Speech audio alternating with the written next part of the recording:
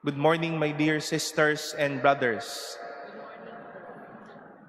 We thank the Lord for gathering us this Sunday, this fifth Sunday of Lent. A week from now, we will be entering the holiest of all weeks in our liturgical season with the celebration of Palm Sunday. And once more, we thank the Lord for the gift of life.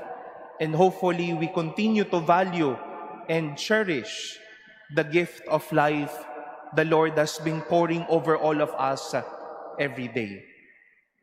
Sabi ko ho sa inyo, mula ho noong ikatlong linggo ng Kwaresma hanggang sa susunod pong linggo, tatayo tayo ng mahaba-haba. No? Kaya tibay-tibayan niyo po ang inyo pong mga tuhod at talas-talasan ng ating pandinig sa patuloy po nating pakikinig sa salita ng Diyos. There's this song by a certain choir and a certain composer that has these words. Minamahal kitang tunay, ang pag-ibig ko'y sa'yo tunay. Sa aking salita, ikaw ay mabubuhay, at sa aking tinig, sambitin mo ang aking himig, at ako sa iyo'y aawit. Ang tinig ko sa iyo'y bubuhay. This is something that is so powerful in today's readings that we have heard. The voice of God was so powerful to command life to be with His people again.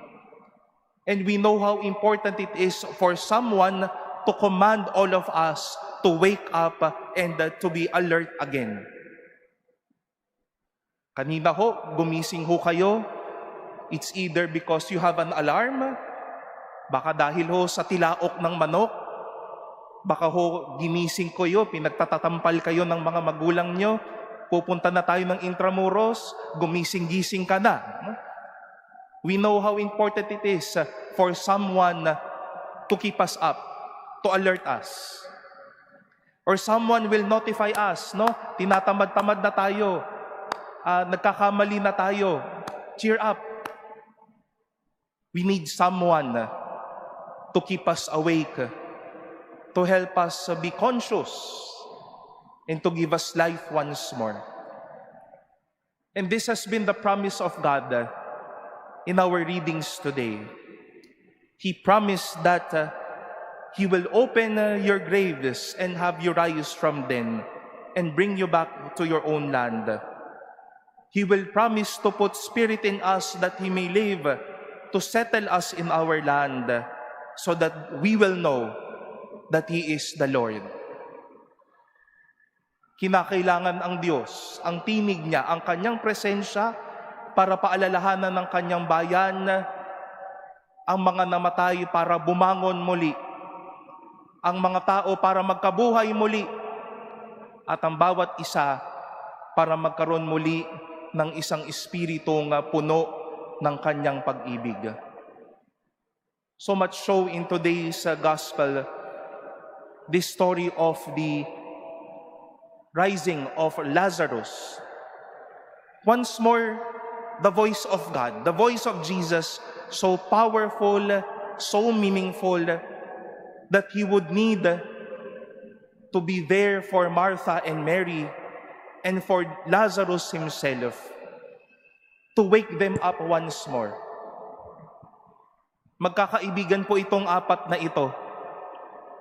Pero tila sa panahon na ng kanilang kalungkutan, nakalimutan nila itong si Jesus pala, hindi lang natin kaibigan, pero Diyos din pala natin siya. Why? Whenever Jesus would say, "Would you believe that your brother will rise again?"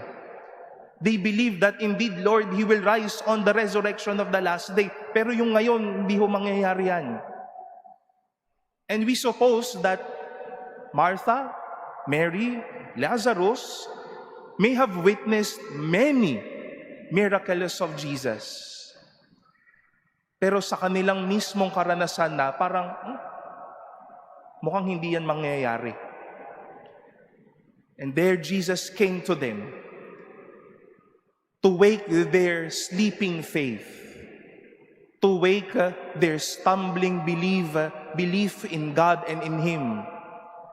Jesus came as well to the tomb of Lazarus, saying, "Lazarus, come out." And lo and behold, Lazarus coming out, alive once more.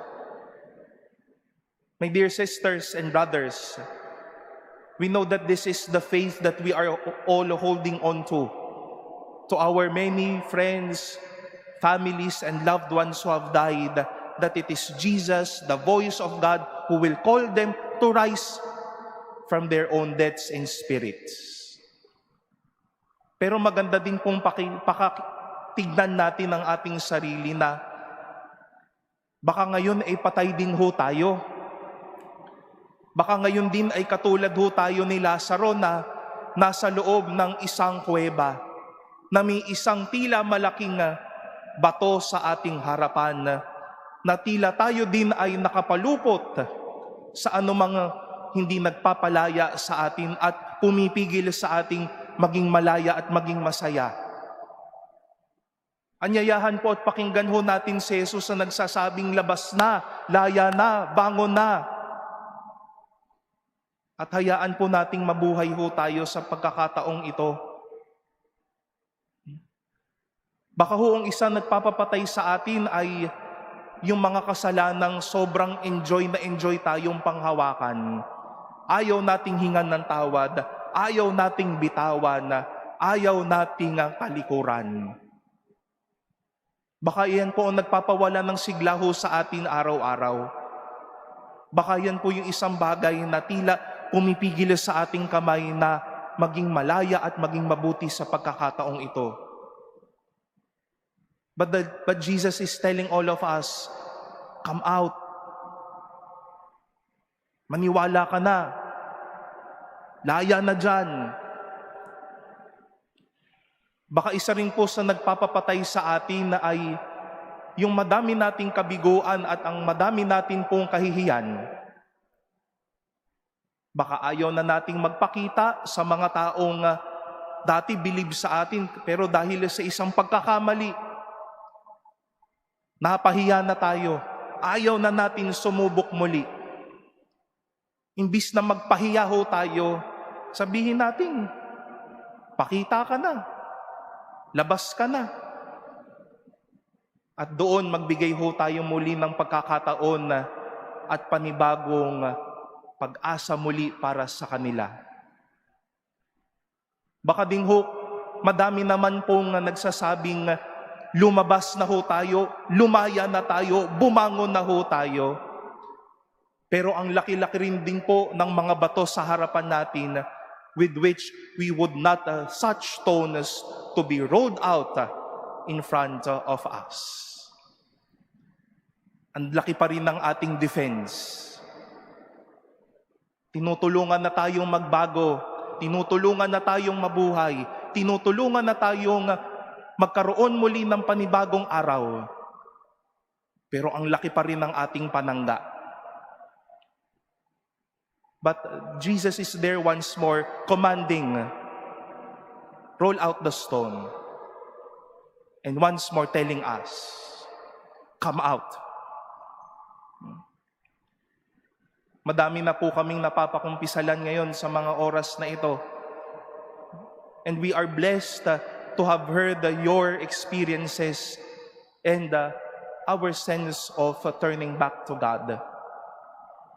At ayan yung mga karanasan na narinig natin ng Diyos na nagsabi sa ating, lumabas ka na sa kadilimang iyan.